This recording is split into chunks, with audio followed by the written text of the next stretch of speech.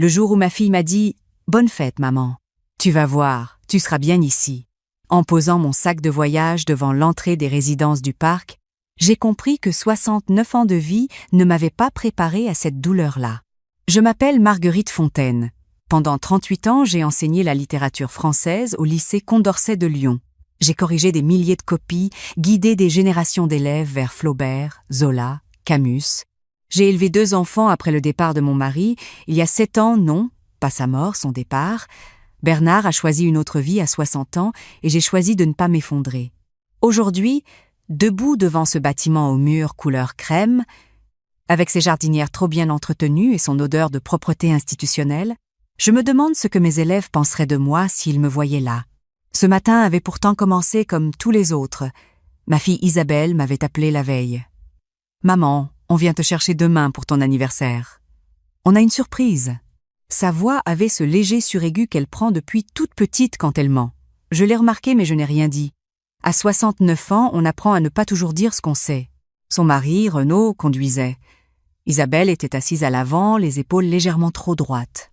Je regardais défiler les rues de Lyon depuis la banquette arrière, et j'ai remarqué que nous ne prenions pas la direction du restaurant où nous allions chaque année pour mon anniversaire. « Nous n'allons pas chez Paul ?» Renaud a toussé. Isabelle a répondu sans se retourner. « On a pensé à quelque chose de différent cette année. » Mon sac était dans le coffre, je l'avais vu en montant en voiture, mais je m'étais dit que j'avais mal regardé, que ce n'était sûrement pas mon sac. Cette valise Bordeaux que j'avais achetée pour un voyage à Rome il y a 3 ans. Je m'étais dit non, ce n'est pas possible. C'était possible. Devant l'entrée des résidences du parc, Renaud a sorti mon sac du coffre avec les gestes efficaces de quelqu'un qui a répété la scène. Isabelle s'est tournée vers moi avec ce sourire qu'elle réserve aux situations difficiles, ce sourire professionnel qu'elle a développé dans son travail de commercial et qu'elle applique maintenant à sa propre mère. « Maman, ici tu auras de la compagnie, des gens de ton âge, du personnel disponible. Tu seras beaucoup moins seule. » Seule. Le mot a résonné étrangement. J'habitais seule depuis 7 ans et je n'avais jamais demandé à ne plus l'être. Et Jules et Sophie, ai-je demandé en pensant à mes petits-enfants de 9 et 12 ans, Isabelle a détourné les yeux. « Ils pourront venir te voir. Il faut d'abord que tu t'installes. » Renaud avait déjà posé mon sac à l'intérieur. Il s'est retourné, les mains dans les poches. On pensait que c'était le mieux pour toi, Marguerite. Il ne m'appelle Marguerite que lorsqu'il veut signifier que la décision est prise. Isabelle a tenté un baiser sur ma joue. Je me suis laissé faire, mais j'ai gardé les yeux ouverts et j'ai regardé ma fille s'éloigner vers la voiture sans se retourner. Renaud a fait un petit signe de la main, puis ils sont partis. Je suis restée un moment immobile sur le seuil. Une aide-soignante est sortie pour m'accueillir avec un sourire professionnel identique à celui d'Isabelle. J'ai pensé à une phrase de Flaubert que je faisais étudier en terminale. Elle cherchait à savoir ce que l'on entendait au juste dans la vie par les mots de félicité, de passion et d'ivresse. Moi, à cet instant, j'essayais de comprendre ce qu'on entendait par trahison. Le directeur de l'établissement s'appelait Monsieur Aubert. La cinquantaine, costume gris, stylo croisé sur un dossier portant mon nom. Il avait l'air de quelqu'un habitué à des conversations difficiles. « Madame Fontaine, votre fille m'a expliqué votre situation. Les épisodes de confusion, les oublis répétés, la difficulté à gérer le quotidien seul. » J'ai posé mes 2 mains à plat sur son bureau. « Monsieur Aubert, quels épisodes de confusion ?» Il a levé les yeux de son dossier. Je crois qu'il ne m'avait pas encore vraiment regardé. J'ai enseigné la littérature pendant 38 ans. Ce trimestre, j'ai suivi 3 cours à l'université ouverte, un en histoire de l'art, un en philosophie contemporaine, un en écriture créative. La semaine dernière, j'ai relu l'éducation sentimentale pour la 12e fois et j'ai commencé à apprendre l'espagnol sur une application. Est-ce que cela ressemble à quelqu'un dont les facultés déclinent? Le silence qui a suivi était de la qualité de ceux que j'obtenais autrefois quand je posais une question à une classe qui n'avait pas lu le texte. Monsieur Aubert a refermé lentement le dossier. Puis il a fait quelque chose d'inattendu. Il a posé son stylo, s'est adossé à son fauteuil et m'a regardé avec une expression différente. « Madame Fontaine, êtes-vous propriétaire de votre logement ?» Je l'ai regardé. Pourquoi cette question? Parce que dans 20 ans de direction d'établissement, j'ai appris à reconnaître certains schémas. Et parce que votre fille a insisté, lors de notre premier entretien téléphonique, sur le fait que vous possédiez un appartement dont vous n'étiez plus capable de vous occuper correctement. Ce sont ces mots. Il a marqué une pause. Madame Fontaine, légalement, si vous êtes en pleine possession de vos capacités mentales, nous ne pouvons pas vous retenir ici contre votre volonté. Vous pouvez repartir maintenant. J'ai réfléchi. Dehors, il était 6 heures. Mon appartement était à 20 minutes en taxi. Et ma fille pensait que j'étais neutralisée. Monsieur Aubert, est-ce que je pourrais rester quelques jours et avoir accès à un ordinateur? Il a eu un sourire bref. Bien sûr. Nous avons une salle informatique au premier étage. Il s'est levé pour me reconduire, puis s'est arrêté. Vos 38 ans d'enseignement. Vous avez dû croiser beaucoup de situations humaines complexes. Disons que j'ai appris à lire entre les lignes. La chambre qu'on m'a attribuée était propre, fonctionnelle, impersonnelle comme une page blanche. J'ai défait mon sac avec des gestes méthodiques. Isabelle avait empaqueté mes affaires avec soin, trop de soin. Elle savait depuis longtemps qu'elle ferait ça. Le lendemain matin, je me suis installée devant l'un des ordinateurs de la salle informatique. 1 heure plus tard, une femme s'est assise à côté de moi. 78 ans, regard direct, cheveux poivre et cils coupés court. « Première semaine ?» J'ai dit oui. « Ça se voit, vous cherchez encore à comprendre. » Les autres ont arrêté de chercher. Elle s'appelait Hélène Masson, retraitée de la magistrature. Placée par ses 2 fils avec l'argument qu'elle ne gérait plus bien ses finances, ce qui était inexact, m'a-t-elle précisé posément, car elle avait refusé de leur signer une procuration bancaire.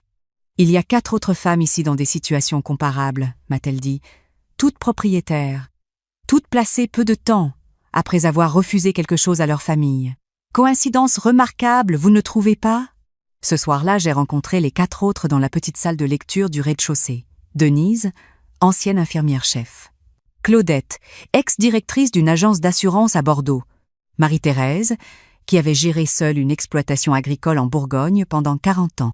Et Françoise, institutrice retraitée, qui cousait en nous écoutant avec l'attention tranquille de quelqu'un qui a passé sa carrière à observer des enfants mentir. Ce qui me frappait en les écoutant, c'est que nos familles avaient utilisé exactement les mêmes mots. La sécurité, le bien, être, la fragilité, comme si elles avaient toutes lu le même manuel. Les femmes âgées qui ont du patrimoine font peur, a dit Hélène avec son calme de magistrate. On ne les respecte pas, on les neutralise. Cette nuit-là, je n'ai pas dormi. Je repensais aux derniers mois en les relisant avec d'autres yeux. Les questions de Renaud sur la valeur actuelle des biens immobiliers à Lyon. La suggestion d'Isabelle, il y a 6 mois, de simplifier mon testament. Sa soudaine inquiétude pour ma santé mentale, apparue précisément après que j'avais refusé de leur prêter 40 000 € pour rénover leur maison secondaire en Ardèche. Les petits oublis qu'elle avait commencé à compiler, à signaler, à amplifier. La plaque de cuisson que j'avais éteinte en sortant mais qu'elle prétendait avoir trouvée allumée. Les clés soi-disant perdues dont je lui avais simplement demandé d'avoir un double. Tout prenait une cohérence que je n'aurais pas voulu voir. Le lendemain matin, j'ai appelé Maître Perrin, mon notaire depuis 15 ans. Sa secrétaire m'a passé tout de suite. « Marguerite, votre fille m'avait dit que vous étiez en convalescence. » « En convalescence. » J'ai laissé le mot flotter un instant. « Maître, j'ai besoin de vous voir. Et j'aimerais que vous vérifiez si quelqu'un a récemment demandé des informations concernant mes biens. » Un silence. « Marguerite, où êtes-vous exactement ? » ?»« Aux résidences du parc. Pouvez-vous venir cet après-midi ? » Maître Perrin est arrivé à 15 heures. Monsieur Aubert nous a prêté son bureau. Le notaire avait l'air d'un homme qui venait de mettre plusieurs choses en ordre dans sa tête pendant le trajet. « Marguerite, je suis soulagée de vous voir dans cet état. Votre fille m'a contacté 3 fois depuis février. Elle souhaitait savoir comment sécuriser votre patrimoine dans l'éventualité d'une dégradation cognitive. Elle a demandé si une mesure de protection juridique était envisageable. Il a consulté ses notes. Elle a utilisé l'expression mesure de sauvegarde. J'ai senti quelque chose se durcir en moi. Et votre banque m'a également contacté, a-t-il ajouté. Quelqu'un s'est présenté comme votre représentante légale pour obtenir le détail de vos comptes. La conseillère a refusé de transmettre les informations sans votre accord écrit, ce qui était la procédure correcte. J'ai posé mes mains sur mes genoux pour qu'elles ne tremblent pas. Mon appartement à Lyon, dans le 6e arrondissement, valait aujourd'hui autour de 420 000 €. Je l'avais acheté avec Bernard en 1989 et je l'avais conservé lors du divorce. J'avais en plus un livret A, un plan d'épargne retraite et un petit portefeuille de placement que j'avais constitué patiemment depuis 30 ans.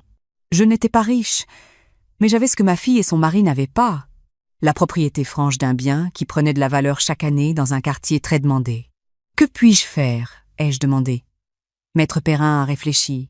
« Vous pouvez partir quand vous voulez, mais si vous voulez des preuves de leurs intentions, et pas seulement de leurs actions, il vous faudrait les faire venir ici et les laisser parler.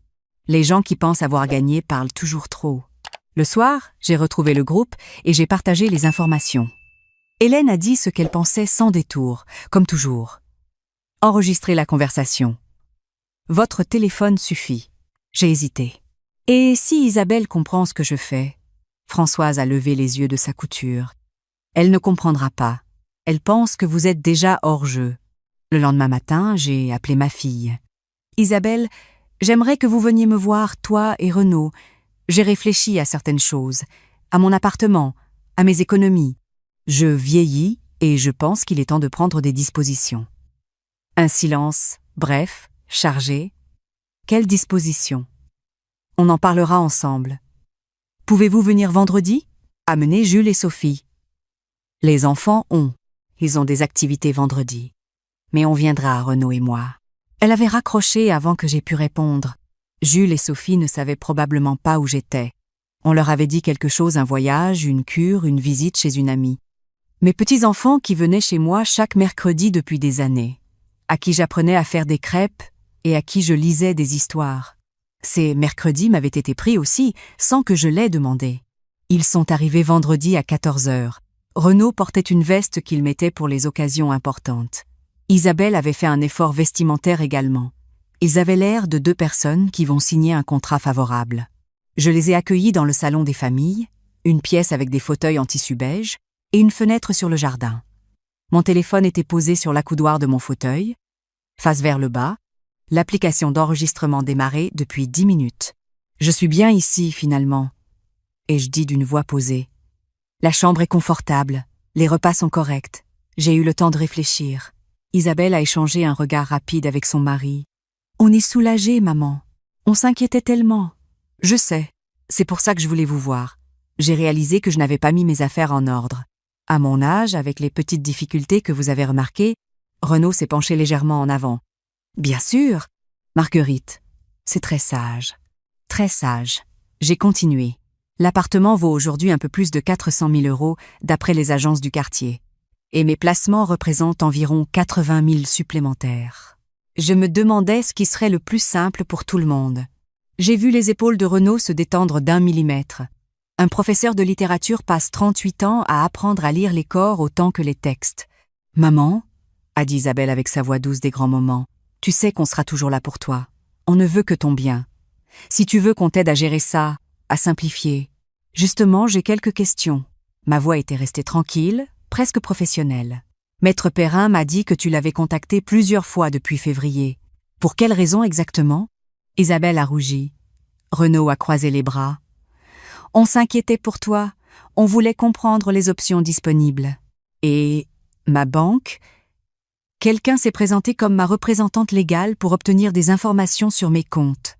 Le silence qui a suivi était différent du premier, plus lourd. On essayait juste de comprendre ta situation globale, a dit Renaud. Pour pouvoir t'aider. M'aider à faire quoi, au juste? Isabelle a pris une grande inspiration. Maman, tu n'es plus jeune. L'appartement est grand pour une personne seule. Les charges sont élevées. On pensait que si tu le vendais, tu pourrais vivre ici dans de bonnes conditions et utiliser l'argent de la vente, comment? Nouveau silence. Isabelle, Renaud m'a posé des questions sur la valeur de l'appartement en novembre. Tu as évoqué mon testament en décembre. Vos inquiétudes pour ma santé mentale ont commencé exactement après que j'ai refusé de vous prêter 40 000 € en janvier. Renaud a ouvert la bouche. Je l'ai devancé. J'ai pris mon téléphone. Ils ont regardé l'appareil sur l'accoudoir. Cette conversation a été instructive. 38 ans à faire lire Balzac à des adolescents m'ont appris une chose. Les histoires d'argent ont toujours la même structure. Isabelle avait les larmes aux yeux. Je ne savais pas si c'était de la honte ou de la peur. Peut être les deux. « Maman, laisse-moi finir. Vous avez des problèmes financiers. Je le sais depuis plus longtemps que tu ne le crois. Le crédit sur la maison d'Ardèche, les dettes de la rénovation, les mensualités que vous n'arrivez plus à honorer. J'ai des yeux, Isabelle. J'en ai toujours eu. » Renaud a regardé ses mains. Pour la première fois depuis que je le connaissais, Il n'avait plus l'air d'un homme qui gère la situation. Pourquoi ne pas m'avoir dit la vérité? Isabelle a levé les yeux. Parce que tu aurais dit non. Tu dis toujours non quand on te demande quelque chose. J'ai réfléchi à ça honnêtement. J'ai dit non à 40 000 € pour une maison de vacances. C'est différent de dire non à vous aider quand vous avez vraiment besoin. Combien devez-vous exactement? Renaud a soufflé. Entre les dettes personnelles et le crédit en retard, 110 000 €. Et vous avez pensé que la solution était de me faire interner et de vendre mon appartement. Ce n'était pas une question. Isabelle a éclaté en sanglots. On ne voulait pas te voler. On pensait juste que tu serais bien ici, que tu ne t'en rendrais pas compte tout de suite, qu'on pourrait. Elle n'a pas terminé sa phrase. Il n'y avait pas de bonne façon de la terminer. J'ai regardé ma fille pleurer. Cette petite fille qui avait peur du tonnerre et que je prenais dans mon lit les nuits d'orage. Cette adolescente qui avait raté son bac une première fois et à qui j'avais dit que ça n'était pas la fin du monde. Cette femme que j'avais regardée se construire une vie et dont j'avais accepté les distances, les oublis, les mercredis sans nouvelles parce que les enfants grandissent et qu'ils ont leur propre existence. « Voici ce qui va se passer », ai-je dit. Ma voix ne tremblait pas. « Je rentre chez moi aujourd'hui. Mon appartement n'est pas à vendre. Mes comptes ne vous concernent pas. » Renaud a voulu parler. J'ai levé la main. « Je n'ai pas fini. Je peux vous aider. Pas avec 40 000 € pour l'Ardèche. Mais je peux vous prêter 70 000 € pour régler les dettes les plus urgentes, avec un contrat de prêt familial rédigé par Maître Perrin, un remboursement sur 10 ans et des intérêts au taux légal. » Il me regardait comme si je parlais une langue étrangère. En échange, 3 conditions. Premièrement, une thérapie familiale, pas facultative. Deuxièmement, Jules et Sophie reprennent leur mercredi chez moi dès la semaine prochaine.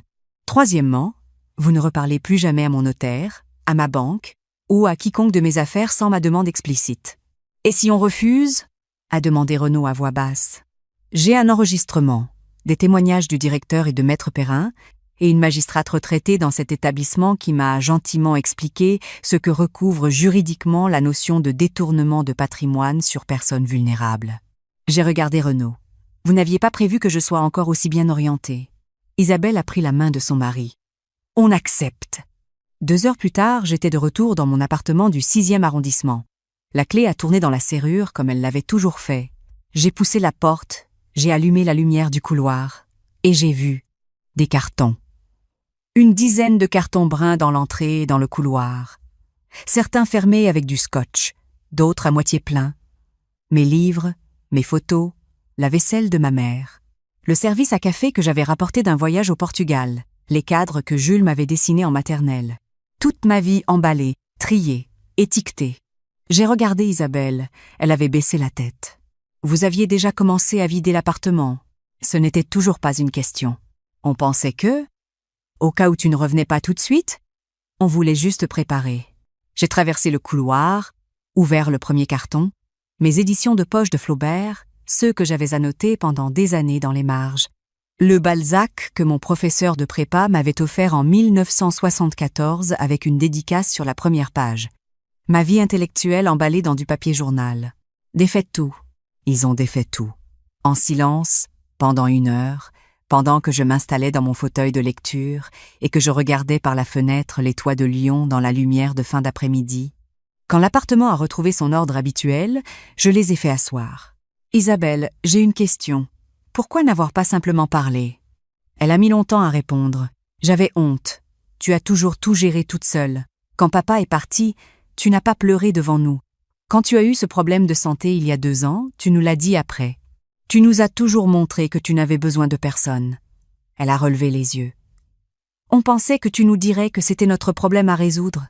J'ai réfléchi longtemps à ça. J'ai enseigné Madame Bovary pendant 38 ans, ai-je dit finalement. Le livre parle en partie de ça.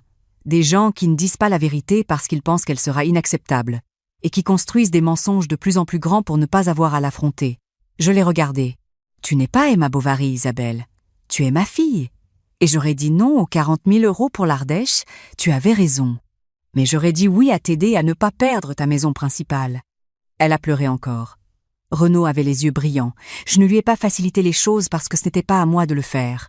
Le samedi suivant, Jules et Sophie ont sonné à ma porte à 10 heures du matin. Jules avait grandi d'au moins 5 cm. Sophie avait une nouvelle façon de porter ses cheveux. Ils se sont jetés sur moi avec la force tranquille des enfants qui ne comprennent pas encore pourquoi ils avaient manqué leur grand-mère, seulement qu'ils lui avaient manqué. « On a dit à papa que tu étais en voyage », a dit Jules en mangeant une crêpe. « C'est vrai ? Une sorte de voyage, oui. Tu es allé où ?» J'ai réfléchi. J'ai visité un endroit qui m'a appris des choses importantes. Sophie a levé les yeux.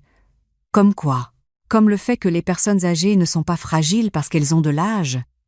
Et que l'amour familial doit se dire avec des mots, pas se deviner. Jules a hoché la tête avec le sérieux des enfants de 9 ans qui ne comprennent pas tout mais font semblant. Sophie a repris une crêpe. 3 mois ont passé. Le contrat de prêt a été signé chez Maître Perrin. Isabelle et Renaud ont commencé leur thérapie de couple avec des résistances, des rechutes et lentement quelques percées. Hélène Masson, que je revois régulièrement pour le déjeuner, a obtenu de ses fils la signature d'un accord fixant ses droits sur son propre patrimoine. Monsieur Aubert m'a demandé si j'accepterais de venir animer un atelier lecture mensuel aux résidences du parc. J'ai dit oui. Cette journée d'anniversaire m'a appris plusieurs choses que 38 ans d'enseignement ne m'avaient pas suffisamment apprises pour moi-même. Que les grands textes parlent toujours de nous si on les lit honnêtement. Que l'âge n'est pas une fragilité, c'est une accumulation. Et qu'une femme de 69 ans, qui a fait lire Zola à des générations d'adolescents, est parfaitement capable de lire les intentions de sa propre famille. Je m'appelle Marguerite Fontaine. J'ai 69 ans, un appartement dans le 6e arrondissement de Lyon, des mercredis avec mes petits-enfants, et apparemment beaucoup à faire encore. Si cette histoire vous a touché, laissez votre like et abonnez-vous à Écho d'une vie. Dites-moi en commentaire de quelle ville vous nous regardez. Et répondez-moi à cette question. À ma place, qu'auriez-vous fait ?